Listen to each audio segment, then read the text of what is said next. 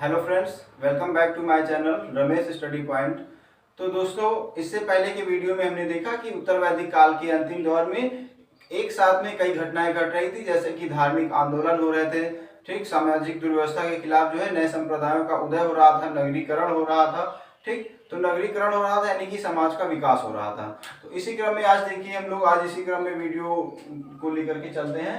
तो उत्तर वैदिक काल में क्या होता है कि लोहे की खोज वैसे ही हो चुकी थी। तो लोहे की खोज के कारण यहाँ पे नगरीकरण या फिर नगरों का विकास हो रहा था। और इसी क्रम में उत्तर वैदिक काल के अंतिम दौर तक यहाँ पर महाजनपदों का उदय देखने को मिलता है। इससे पहले क्या थे, इससे पहले हम लोग देखते हैं कि शुरुआती वीडियो में सबसे पहले जो समाज हुआ करता था, उस पर समाज की सबसे छोटी इकाई परिवार या कुल हुआ करती थी। और परिवारों को मिला करके क्या बनता था, परिवारों को मिला करके ग्राम बनता था। और ग्राम का जो समूह होता था विश्व कहलाता था, और विश्व का जो समूह होता था वो जन कहलाता था। और यही हमने पढ़ा था, जन की देखभाल करने वाला राजन होता था। और जन का जब आकार बड़ा हो गया तो उसे जनपद कहा गया। और इसके बाद जनपद का जब आकार उत्तर वैदिक काल के आसपास तक जब काफी बड़ा हो जाता है तो इसे महाजनपद कहा जाता है। तो उत्तर वैदिक काल के अंतिम दौर तक यहाँ पे हम लोग देखते हैं कि 16 महाजनपदों का उदय हो जाता है। तो उत्तर वैदिक काल में लोहे की खोज के कारण जहां एक और धार्मिक आंदोलन हो रहे थे, वहीं एक और सामाजिक प्रगति भी हो रही थी। तो धार्मिक आंदोलन भी हो रहा था और यहाँ पे सामाजिक प्रगति भी हो रही थी। ये सारी घटनाएं एक साथ में 6वीं शताब्दी ईस्वी पूर्व में चल रही थी, यानी उत्तर वैदिक काल के आसपास ये सारी घटनाएं एक साथ चल रही थी। ठीक, तो एक है अंगुत्तर निकाय। अंगुत्तर निकाय जो है बौद्ध धर्म से संबंधित ग्रंथ है। अंगुत्तर निकाय, तो अंगुत्तर निकाय जो बौद्ध धर्म से संबंधित ग्रंथ है, इसमें 16 महाजनपदों का उल्लेख मिलता है। तो 16 महाजनपदों का उल्लेख कहां से मिलता है, अंगुत्तर निकाय बौद्ध धर्म से संबंधित है जो कि। इसके बाद एक है भगवती सूत्र। भगवती सूत्र जो हमने पिछले वीडियो में पढ़ा था, भगवती सूत्र जैन धर्म से संबंधित है और इसमें इससे भी 16 महाजनपदों का उल्लेख मिलता है। तो बौद्ध धर्म और जैन धर्म के दोनों इन ग्रंथों से 16 महाजनपदों का उल्लेख मिलता है। ठीक, तो ये जो 16 महाजनपद थे, 16 महाजनपदों में क्या था, यहाँ पे राजतंत्र और गणतंत्र दोनों प्रकार की व्यवस्थाएं देखने को मिलती हैं। तो राजतंत्र क्या है, राजतंत्र यानी कि जो सारा शासन होता था केवल एकमात्र राजा के द्वारा चलाया जाता था, तो उसे राजतंत्र कहेंगे। और गणतंत्र क्या है, गणतंत्र जो है शासन जो है कुछ लोगों के समूह के द्वारा, शासन जो है गण के द्वारा या संघ के द्वारा चलाया जाता है, तो उसे गणतंत्र कहा जाएगा।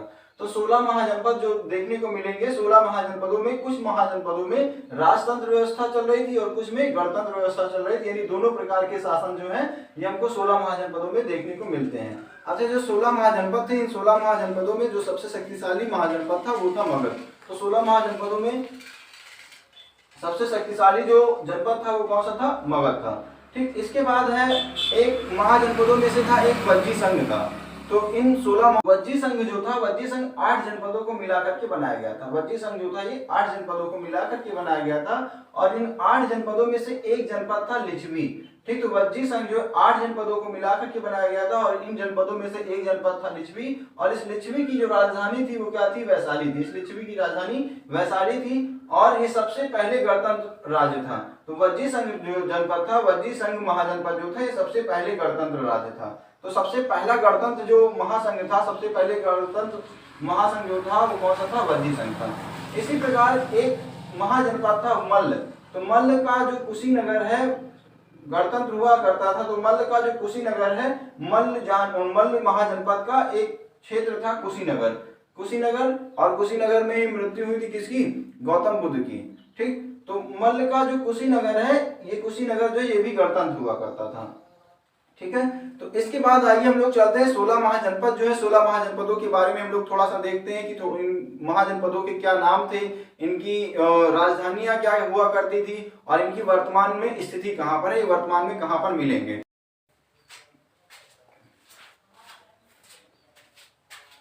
मगध की राजधानी राजगिरी हुआ करती थी और इसकी वर्तमान में स्थिति बिहार में पड़ेगी।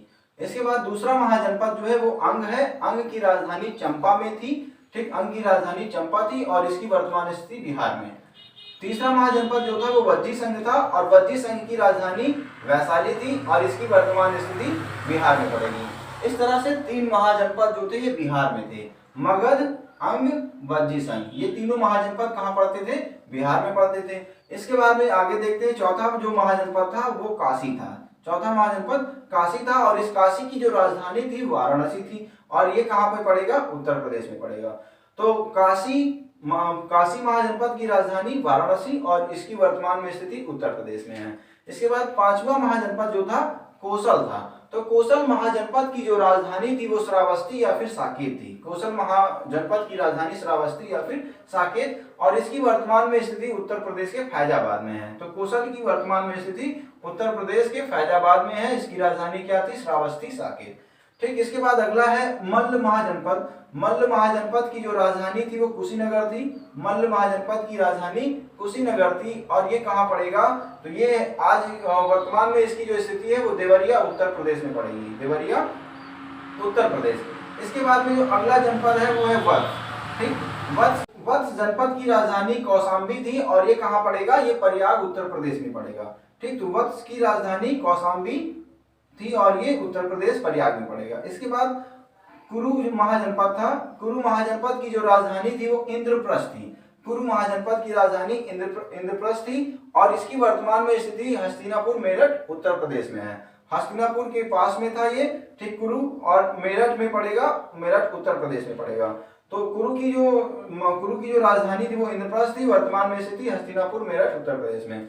इसके बाद में पांचाल महाजनपद की बात की जाए तो पांचाल महाजनपद जो था इसकी राजधानी अहिच्छत्र थी।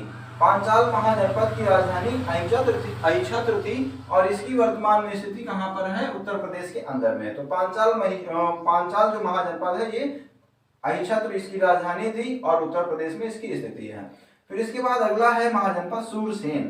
तो सूरसेन महाजनपद जो था इसकी राजधानी मथुरा थी। सूरसेन महाजनपद की जो राजधानी थी मथुरा थी और इसकी वर्तमान में स्थिति उत्तर प्रदेश में पड़ेगी।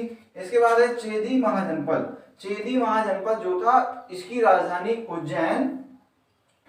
चेदी महाजनपद जो था इसकी जो राजधानी थी एक चंदेरी कस्बा था बुंदेलखंड में। बुंदेलखंड के ग्वालियर में एक चंदेरी कस्बा पड़ता है, तो ये यहाँ पे इसकी राजधानी थी। ठीक, बुंदेलखंड के ग्वालियर के पास चंदेरी कस्बा था, तो यहाँ चेदी की जो राजधानी थी वो चंदेरी कस्बा पड़ती थी और वर्तमान में इसकी स्थिति बुंदेलखंड उत्तर प्रदेश ले लीजिए।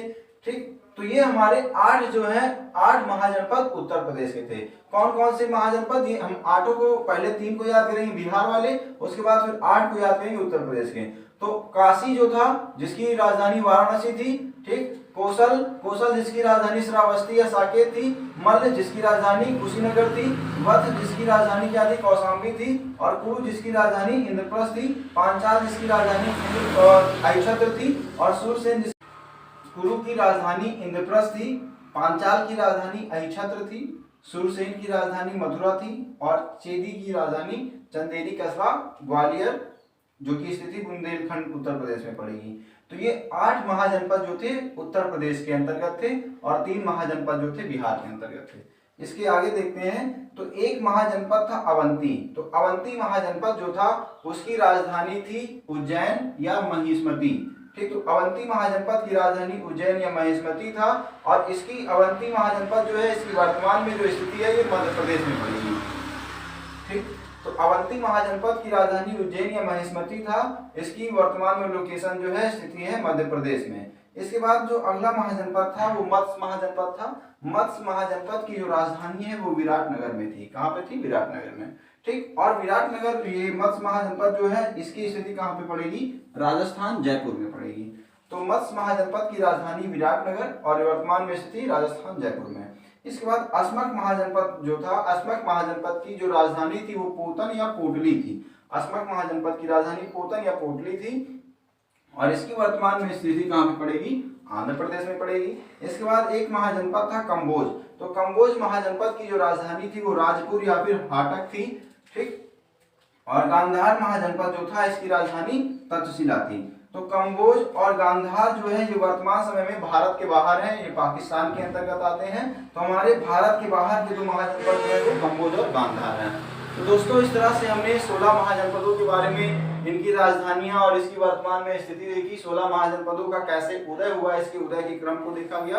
अब इसके अगले वीडियो में इन 16 महाजनपदों में जो सबसे प्रमुख जो था, जो सबसे शक्तिशाली महाजनपद था मगध, हम लोग मगध से बातें स्टार्ट करेंगे, मगध से फिर पढ़ना स्टार्ट करेंगे। तो दोस्तों आई होप कि मेरा वीडियो आपको अच्छा लग रहा होगा, आपको चीजें अच्छे से समझ में आ रही होंगी। तो दोस्तों मिलेंगे नेक्स्ट वीडियो में। ठीक, जय हिंद।